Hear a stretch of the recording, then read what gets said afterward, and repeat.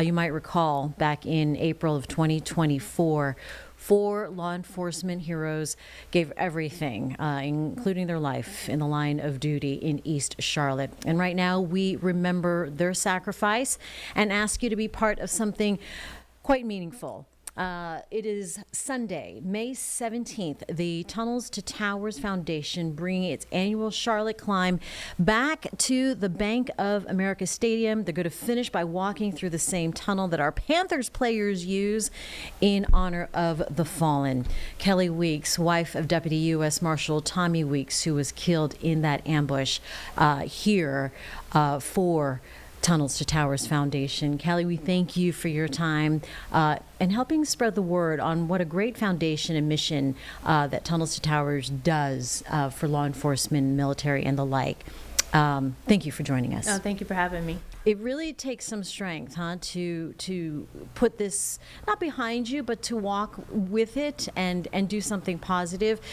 Share, if you don't mind, a little bit of who Tommy was, just as a reminder to to us, our viewers, as he was as a person, not just a marshal. My favorite topic. Tommy was full of life.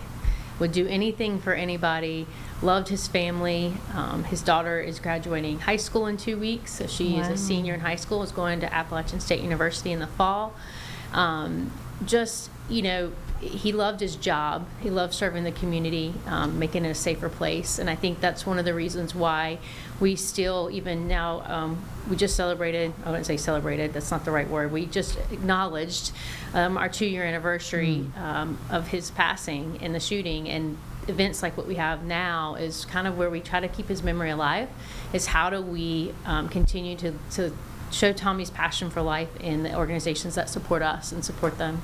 What a great smile. He seemed like he was just every person's man. Big personality. Loved hockey, loved old movies. Used to quote old movies all the time. We still do that today. Never left a room without somebody laughing, and just, made an impression right from the get-go. What a legacy. So the moment you found out about that ambush, can you walk us through that day a little bit? That day was probably just a blur at the time, and then over the past 2 years you start to pick up pieces and memories of it. But at work, and got the call, and it was around 2:30 in the afternoon. A teammate of mine, a coworker, actually called me and said, "Hey, there's a shooting in Charlotte. Where's Tommy?" They're saying a US Marshal has been shot. And I said, he was actually in training that day. And then I looked at my Life 360 and realized that he was in Charlotte. So about 15 minutes later, I get a call from his supervisor. He had been shot, and they needed me to get down to the hospital as quickly as I could. And so it's about a 45-minute drive, long 45-minute drive. I bet.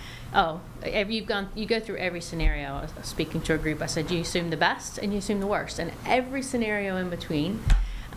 Get to the hospital, and when I got there, they said he's in surgery. So we kind of had a little celebration of he's okay, he's going to make it through. And then, unfortunately, 15 minutes later, they had to let me know that he'd passed. So, it's a lot happening at once. Getting to the hospital, there's police everywhere. Not knowing what happened, I didn't have the breadth of the incident at that time. Yeah. But then, since Tommy was a U.S. Marshal, I was very fortunate to have the U.S. Marshal Service step in as early as the minute I got to the hospital. I have not had them leave my side for the last 2 years. Wow. So they carried me through a lot. I was saying to someone this morning, that first 2 weeks is such a blur. We did so many things, and so many, moments where you were trying to get people to understand and try to understand. But I will say that the amount of cards and calls, even on the anniversaries, people still reach out, people I don't know, just to say, hey, we're just thinking about you, because it was such a tragic incident for the U.S. period. For law enforcement, and then for Charlotte. It's the worst that's ever happened in North Carolina, for sure. And, I've heard it quoted many different ways, but probably went 4th worst in the United States. Very rarely do you have 4 law enforcement officers killed at one time, and 5 were injured. And the 5 that were injured, I just saw some of them on a week ago Wednesday.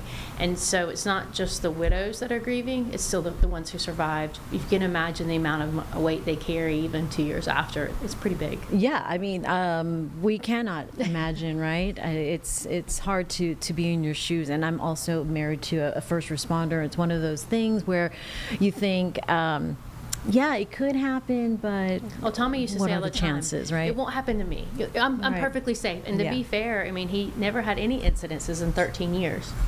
Just was Yeah. it was just our time, and that's what it was. You gave a eulogy at Tommy's service and moved so many people. What do you want us to know about him and his legacy? I think the biggest thing is to not take life for granted. I do a lot of speaking engagements with law enforcement, and it's hard because you carry a burden. Everybody has a job. Everybody carries a burden with their job, and it's a mental burden, whether it's stress, but the burden they carry is a little bit deeper than that. It's a stress, and there's also a stress on your family of what ifs. The what ifs can keep you up at night. The what ifs can make you hesitant to do certain things. And so it's live your life to the fullest is kind of Tommy's legacy. I tell my daughters all the time, the worst thing we could do is not honor his legacy, and the way we honor it is living our life as big as we can and do all the things that he would want. You know, his daughter graduating, he'd be so proud. So we have to make sure we do all the fun and happy things, or else we would be kind of disservice to his personality and who he was. So I tell people all the time, if you really want to do something for me, thank a police officer. Please, they need it. Yep. This is a hard time to be in law enforcement or first responders in general. Sure. And remember to love your family, whoever they are, and remember to tell them you love them every day, because you don't know when your day may come. The ones you were given and the ones you choose. Your community support has kept you going. You talked about the outpouring that it's meant to you and what it's meant to you. And so something like the Tunnels to Towers, talk to us about how this is just part of that community network. It's such an amazing organization. I can't even begin to tell you all the things. So I'll give one of the personal to me is the 4 widows that particular day. Frank Siller called us personally 3 days after our incident to let us know that he was paying for our mortgages. And so if you can imagine losing your spouse in a tragedy and then trying to figure out, what am I going to do? Like, I have bills to pay, I have things to take care of, and his thing is, we need you focusing on your grief and the tragedy, such a traumatic situation.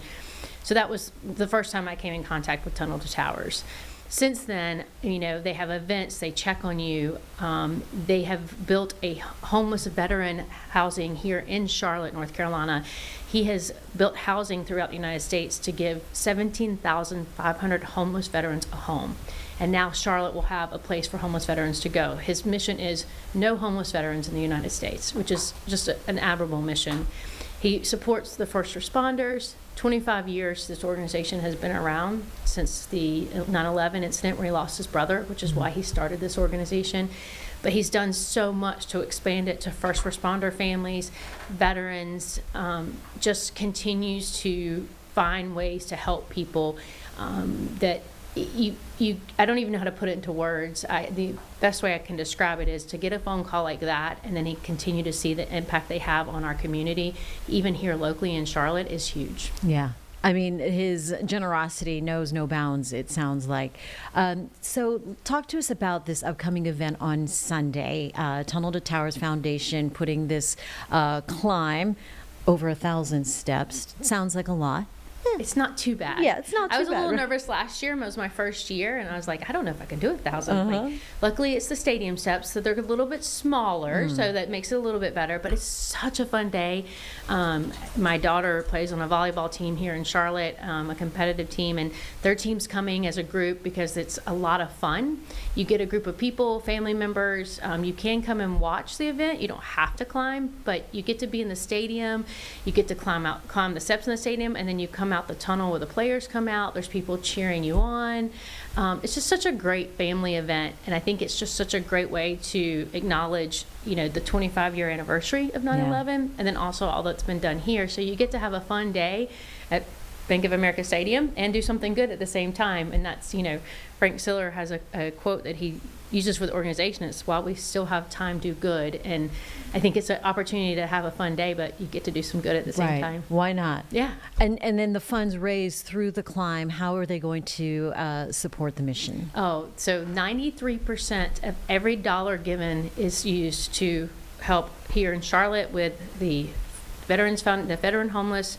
If we have any first responder or veteran, he's built smart homes for veterans. So here, we got Fort Bragg. So if there's any incident, he will step in and help out the veterans whose families are, whether they be injured or maybe need accommodations. So I think the most unique part is the fact that they give so much back of what they raise. They do not keep it. And Wow. if you look at it from a nonprofit organization perspective, you do research, you'll see that's a pretty astronomical number when you say 93% plus. Yeah, no, that's impressive to donate that much because, so much is wrapped up into administrative costs or Right. what have you. All right, so I imagine it's not too late to sign up and Absolutely participate? not. You can sign up all the way up until the day of, and there'll be some different people coming. We've got different speakers. I will be there. I see a lot of community when I'm at these events, and I always tell people, come up, give me a hug. Love to if you know my story, you just want to say hi. Or there's going to be other, Ashley will be there as well, who's one of the other widows. We've got different celebrities and people who are coming just to support the event and have a good time. All right, good to do it. It is this Sunday, May 17th, and what time does it begin? In the morning? Yes, it's in the mornings. I think it starts at 9 a.m. So, but 9 and then a.m. they do the kind of the pre-game, I guess you could say, around Sure. 8:30. Gotta warm it we up. see people lining up, and then we start the climb at 9. You'll see a lot of first responders there. A lot of them will have on their vests, weighted vests. I do not wear a weighted vest. I say you don't have to wear a weighted vest. You can just go as yourself and have fun. And even if you walk half of it, that's fine as well. Fantastic. Tunnel to Towers Foundation doing such amazing work in the Charlotte area, and we want to thank Kelly Weeks for coming in to the Live Impact Studio and sharing your memories and your stories, and why is a good reason now to get involved more than ever. Appreciate Thank you for having me, and thank you for helping me keep my husband's memory alive. Absolutely, it's the least we can do.